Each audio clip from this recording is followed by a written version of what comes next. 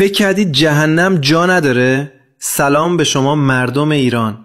دیدید ارتش اسرائیل بالای سرتون بود؟ قدرت ما رو حس کردید؟ دیدید اطلاعات ما چطور کار میکنه؟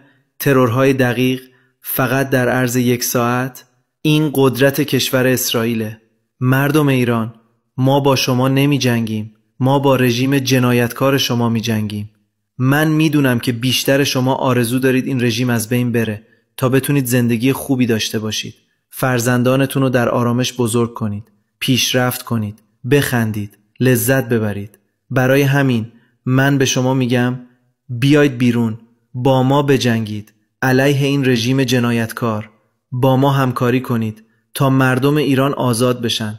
ما برنامه هسته‌ای این رژیم رو نابود میکنیم. ما هر کسی که باید از بین میبریم و اگه کسی دیگه بخواد ما رو امتحان کنه، بفرمایید. جهنم هنوز جا داره.